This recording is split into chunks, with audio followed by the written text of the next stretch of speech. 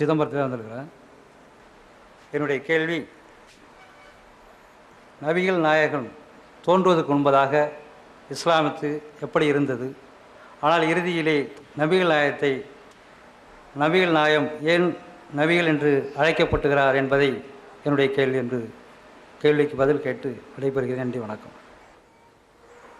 ஐயா அவர்கள் கேட்கிற கேள்வி, நபிகள் நாயகம் வருவதற்கு முன்னால் இஸ்லாம் எப்படி இருந்தது இந்த ஒரு கேள்வி கேட்கிறார். அத்தோடு இன்னொன்று, இறுதி நபியாக ஏன் சொல்கிறீர்கள் தானே, இந்த நபிகள் நாயகத்தை ஏன் இறுதி நபி என்று சொல்லுகிறீர்கள் என்று ஒரு 2 கேள்வி கேட்டிருக்கிறார். முதலாவதாக நான் ஆரம்பத்திலேயே குறிப்பிட்டது போல், இஸ்லாத்தை தோற்றுவித்தவர் நபிகள் நாயகம் அல்ல. நபிகள் நாயகம் எப்போ பிறக்கிறாரு? கிபி 570 ஆண்டு. கிபி 570 ஆண்டில் தான் நபிகள் நாயகம் பிறக்கிறார். நபிகள் நாயகம் இஸ்லாத்தை ஆரம்பித்தாங்கன்னா அதுக்கு முன்னால் வாழ்ந்தவனுக்கு என்ன வழி? அவன் இருட்டிலேயே உழல்வதா?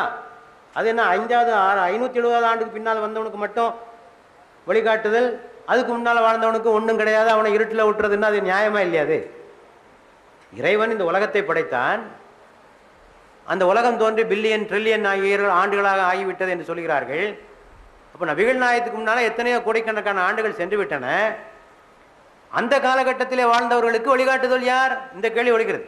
அப்படி வழிகாட்டவில்லை என்று சொன்னால் இறைவன் ஒரு சரியான நீதியை கடைபிடிக்கவில்லை என்று அர்த்தமாகிவிடும். ஏனென்றால் இறைவனே மனிதர்களுக்குள் பாரபட்சம் காட்டுறான் ஆயிடுதில்லை. 6ஆம் நூற்றாண்டு பிறந்தவன் மேலே மட்டும்தான் இறைவனுக்கு அன்பா? 6ஆம் நூற்றாண்டுக்கு மேலே முன்னால் பிறந்தவனுக்கு இறைவன் மீது எந்த அன்பும் கிடையாதா? அவர்கள் என்ன இருட்டில் தான் உழல வேண்டுமா என்ற ஒரு கேள்வி வருகிறது. ஆனால் இப்படி ஒரு குற்றச்சாட்டை சுமத்த முடியாது. ஏனென்றால் உலகத்தை படைத்த நாளிலிருந்தே, மனிதனை படைத்த நாளிலிருந்தே மனிதனுக்கு வழிகாட்டுகின்ற பொறுப்பை இறைவன் ஏற்றுக்கொண்டான்.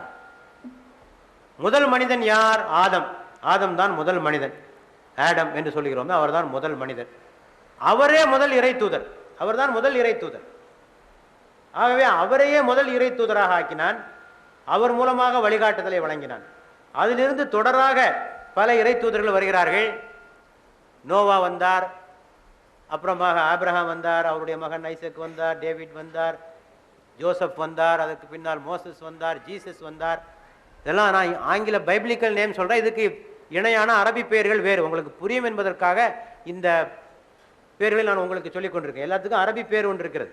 இப்போ ஆபிரகாம் என்றால் அதுக்கு இப்ராஹிம் என்று பெயர், ஜோசப் என்றால் அதற்கு யூசுப் என்று பெயர், ஐசக் என்றால் அதற்கு பெயர் இஸ்ஹாக் என்று பெயர். இது வேற பெயர்கள்லாம் இருக்கு. ஆக எல்லாம் ஒரே விஷயத்தை குறிக்கின்ற விஷயங்கள் தான். ஆக இப்படி பல தூதர்கள் வருகிறார்கள். அந்த தூதுத்துவ வரிசையிலே கடைசியாக வந்தவர்கள் தான் நபிகள் நாயகம் ஸல்லல்லாஹு அலைஹி வஸல்லம். ஆக முன்னாலே வழிகாட்டுதல் கிடைச்சிருக்கு. இந்த அத்தனை பேரும் போதித்ததும் ஒரே செய்தி தான். இந்த அத்தனை நபிமார்கள் போதித்ததும் ஒரே செய்திதான். இவ்வளவு பேர் மேலே நம்பிக்கை கொள்ள வேண்டியது கடமை. ஒரு முஸ்லீமுடைய கடமை, நான் நபிகள் நாயகத்தை மட்டும்தான் ஏற்றுக்கிறேன், அதுக்கு முன்னால் வந்த நபிமார்களை ஏற்றுக்கொள்ள மாட்டேன் என்று சொல்ல முடியாது. திருமறையிலே ஒரு வசனம் 2:136, முஸ்லீம்களே, குர்ஆன் சொல்லுகிறது, முஸ்லீம்களே நீங்கள் கூறுங்கள், இறைவனையும் எங்களுக்கு இலக்கி அருளப்பட்டதையும், மேலும் இப்ராஹிம், இஸ்மாயில், இஸ்ஹாக், யாக்கூப் ஆகியோருக்கும் யாக்கூபின் சந்ததியருக்கு அருளப்பட்டதையும் மற்றும் மூசாவுக்கும் ஈசாவுக்கும் வழங்கப்பட்டதையும் மற்றும் நபிமார்கள் அனைவருக்கும் அவர்களின் இறைவனிடமிருந்து வழங்கப்பட்டவை அனைத்தையும் நாங்கள் நம்புகிறோம். எல்லாத்தையும் நம்பணும்.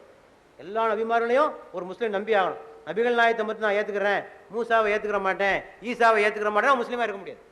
எல்லா இறை தூதர்களையும் அவன் ஏற்றுக்கொள்ள வேண்டும். ஏற்றுக்கொண்டால் மட்டும் போதாது.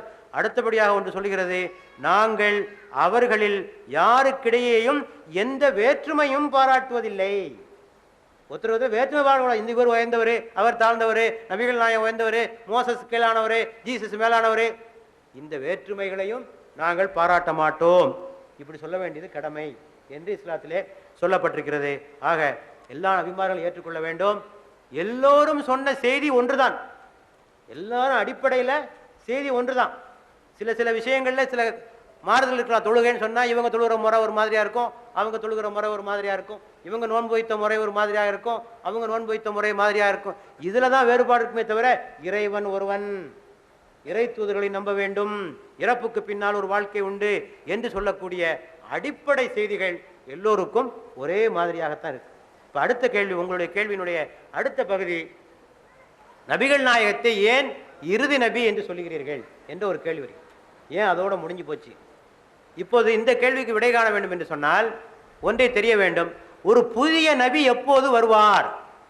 புதுசா ஒரு நபி எப்போது வருவார்? இஸ்லாமிய கோட்பாட்டின்படி எப்போது வருவார்னா, பழைய நபி சொன்ன செய்திகள் அழிந்து போயிருக்க வேண்டும், முந்தைய வேதங்கள் அழிந்து போயிருக்க வேண்டும், அல்லது திரிவுக்குள்ளாக இருக்க வேண்டும், அல்லது கலப்படமாக இருக்க வேண்டும். இப்படிப்பட்ட சூழ்நிலையில் அதை ஊக்குவிப்பதற்காக, உண்மையான செய்தியை சொல்வதற்காக ஒரு புதிய நபி வருவார்.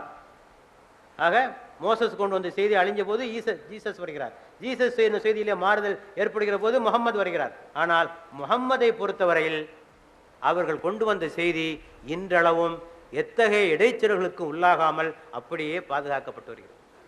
இதை இஸ்லாத்தோடு மாற்று கருத்து கொண்டவர்கள் கூட மறுக்க முடியாது. நபிகள் நாயகத்திற்கு அருளப்பட்ட அதே குர்ஆன் அதே மொழியில் அதே நிலையில் இன்று வரை இருந்து வருகிறது. எந்த மாற்றத்தையும் உங்களால் பார்க்க முடியாது. அந்த ஆரம்ப கால சுவடுகள் இப்போதும் இருக்கின்றன. இஸ்தாம்புல்லே உள்ள தோப்காப்பி மியூசியத்திலே ஒரு பிரதி இருக்கிறது. இஸ்தாம்புல், அதாவது தாஷ்கண்டிலே உள்ள மியூசியத்தில் இன்னொரு பிரதி இருக்கிறது. அந்த பிரதியையும் இப்போது வந்திருக்கிற குர்ஆனையும் ஒப்பிட்டு பார்த்தால் எந்த மாறுபாட்டையும் உங்களால் காட்ட முடியாது. இதே அணுகுமுறையை மற்ற வேதங்களுக்கு சொல்ல முடியாது என்பதுதான் என்னுடைய கருத்து. இது ஒரு காரணம். இன்னொன்று, நபிகள் நாயகம் வருவதற்கு முன்னாலே வந்த நபிமார்கள் அனைவரும் அவர்கள் வாழ்ந்த பகுதிகளுக்கு மட்டும் பிரச்சாரம் செய்தார்கள். ஏனென்றால் அப்போது உலகத்திலே தொடர்புகள் ஏற்பட்டிருக்கவில்லை.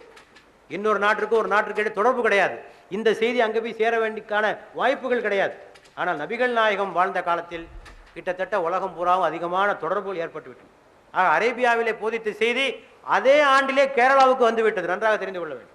அவ்வளவு சீக்கிரமா அந்த செய்தி இந்தியாவுக்கே வந்து சேர்ந்து விட்டதை நாம் பார்க்கிறோம். ஆக செய்திகளை கொண்டு சேர்ப்பதற்கான வழிமுறைகள் வந்துவிட்டது, செய்தியை பாதுகாப்பதற்கான வழிமுறை வந்துவிட்டது. ஆகவே இனி புதிய நபி வர வேண்டிய அவசியம் இல்லாத காரணத்தினால் அவரே இறுதி நபி என்று இறைவன் அறிவித்திருக்கிறார்.